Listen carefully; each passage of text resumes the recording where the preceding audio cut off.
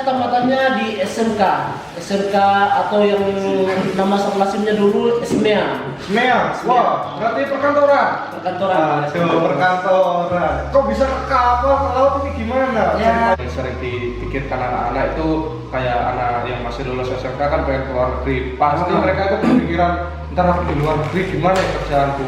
Aku ada yang pernah cerita kalau di luar negeri itu ada yang dipukulin, ada yang disiksa, ada yang gimana, ibaratnya ngomong kan nggak bisa. Ya takutnya itu mereka mau disuruh sama majikannya itu ibaratnya itu ambil gelas, klik salah, dianya itu ambil botol atau apa gitu kan, kita takutnya dipukul. Nah itu gimana?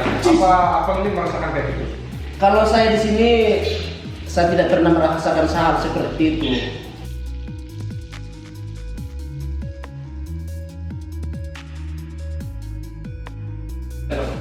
Oke guys, balik mana nih channel aku Wahyu Gater. Kali ini masih ditemani karo koncoku sing saka Sulawesi, yaitu Mas Rizky. Tadi apa kemarin ya? Review makanan sushi. Nah, kali ini kita cuma mau tahu kisahnya Mas Rizky ini, susah payahnya sampai di sini. Dia ini sementara udah kerja di Jepang selama 3 tahun dan mau lanjut lagi sampai 5 tahun di Jepang. Seperti apa kisahnya Mas Rizky? Yuk kita langsung tanya beliau. Halo Mas Rizky. Halo Mas. Bisa diperkenalkan dulu yang ada di YouTube, follower kita ini. Namanya Mas Rizky ini. Kalau nama saya kan sudah di-vlog tadi, nama saya Rizky dan asal dari Toraja. Jadi sebenarnya ke Jepang itu butuh proses yang sangat panjang. Bahkan namanya sih ya mateng. Ulang. Membutuhkan proses yang sangat panjang. Bahkan mental kita sangat teruji. Nah, saya ini mau nanya Mas, teman-teman ini juga mau nanya. Sebelum berangkat ke Jepang ini Masnya kerja apa? Kalau saya sebelum ke Jepang, saya pernah jadi koki. Koki? Wah, koki di mana? Koki di Banjarmasin. Restoran apa? Restoran namanya Depot Anto.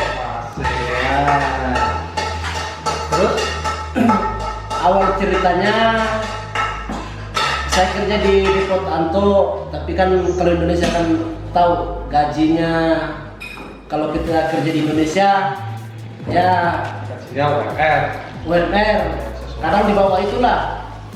Jadi gajinya kita itu cuma pas-pasan, tidak ada buat masa depan gitu. Masa depan ya ada lah yang tidak ada. Ngomong-ngomong ini kerja di Jepang ini kerjanya seperti apa? Wah, saya sebagai kru di suatu kapal perikanan Jepang. Berangkat ke Jepang ini tahun berapa tuh? Saya berangkat dari Indonesia sejak 2018. Oh, 2018. Kontrak berapa tahun? Saya kontrak 3 tahun. Kontrak 3 tahun selesai, mau lanjut lagi 5 tahun. Ya, insya Allah kalau masih diberi kesehatan, saya mau tambah kontrak 2 tahun lagi. Dulu lulusan sekolahnya apa, Mas? Wah, kalau lulusan sekolah saya, kalau kita kalau kerja di perikanan sangat tidak sinkron. Kok bisa itu gimana? Bisa dikasih tahu teman-teman ini gimana? Saya tamatannya di SMK atau yang nama sekolahnya dulu SMEA. SMEA, wah, berarti perkantoran. Perkantoran. Perkantoran. Kok bisa ke kapal ke laut ini gimana? Ya, namanya rezeki orang kan kita tidak tahu kan. Nah, rezeki orang itu beda-beda. Ya. Awalnya kan saya cuma punya adik di Jepang kan, tapi dia tamatan SPM, ya, tamatan jurusan perikanan lah gitu. Ya. Nah, pada saat itu saya kepengen ke Jepang gitu loh. Nah, setelah itu saya kontak adik saya Saya juga pengen ke Jepang gitu kan. Termotivasinya itu dari apa? Termotivasinya itu karena apa ya? Saya lihat Jepang itu bersih, orang Jepangnya disiplin gitu loh. Gaji apa? Kalau gajinya sih, kalau gaji ya tergiur gaji juga. Iya. Soalnya kalau kita pikirkan, kalau kita kembangkan gaji di Indonesia dengan gaji di Jepang itu sangat jauh beda sekali. Lulusan perkantoran berarti ijazah tidak menentukan pekerjaan kita. Oh, betul, Mas. Kita itu harus berjuang, tetap semangat selalu. Nah, ngomong-ngomong, kemarin pas di restoran itu kenapa nggak dilanjutin aja? Kan bisa di Jepang, di restoran, kok malah milih ke lautan? Apa jalur laut itu lebih mudah tesnya, seleksinya, apa gimana? Ya gimana ya? Mungkin karena kepengen aja ke Jepang gitu loh, Mas.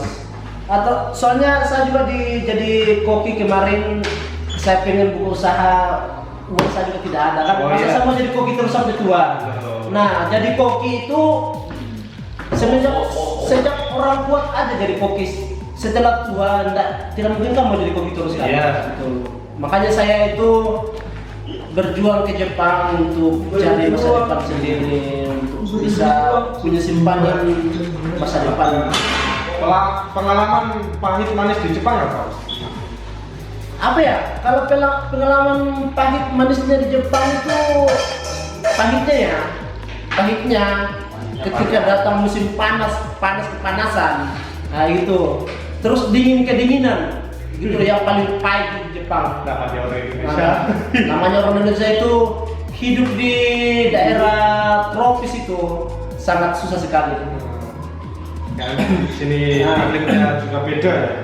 Dan senangnya di Jepang kita bisa menikmati panorama Jepang itu sungguh luar biasa. Apalagi suasananya Jepang itu bersih. Orang Jepang itu tata lingkungannya itu sangat diperhatikan gitu loh. Nah, jangankan di Jepang ya. Di Jepang kalau kita Indonesia makan makan sate.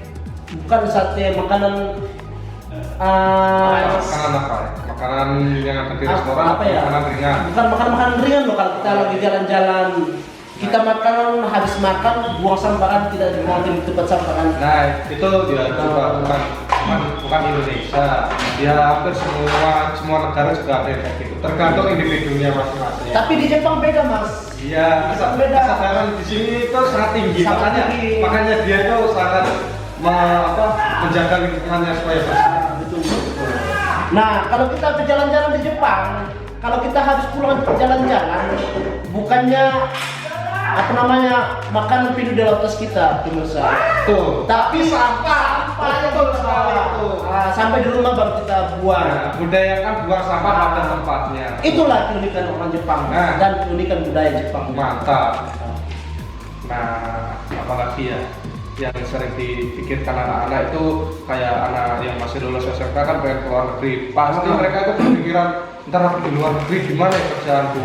Aku ada yang pernah cerita kalau di luar negeri itu ada yang dipukulin, ada yang disiksa, ada yang gimana. Ibaratnya ngomong kan nggak bisa. Dan takutnya itu mereka mau disuruh sama majikannya itu ibaratnya itu ambil gelas, klik salah, dianya itu ambil botol atau apa gitu kan, kita takutnya dipukul. Nah itu gimana? Apa ini merasakan kayak gitu? Kalau saya di sini, saya tidak pernah merasakan hal seperti itu. Soalnya kalau di sini ya mungkin bagi saya sih ya tidak pernah mengalami hal seperti itu. Mungkin teman-teman yang lain di luar sana mungkin pernah merasakan hal seperti itu. Tapi yang perlu kita ambil sisi baiknya ya, sebelum kita berangkat dari Indonesia, kalau kita tidak punya bahasa, itu memang bahaya, Mas. Bahaya. Ibaratnya kita mau pergi kemana-mana itu harus punya bekal. Punya bekal.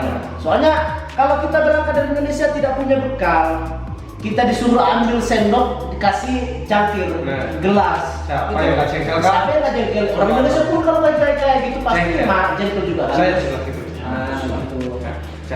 Jadi jangan khawatir. Jangan cuman ya kalau ke Jepang utamakan itu bekal bahasa minimal bisa perkenalkan diri. Yang kedua, optimis saja, percaya diri ke Jepang. Ya kalau saya sendiri orang Jepang itu baik.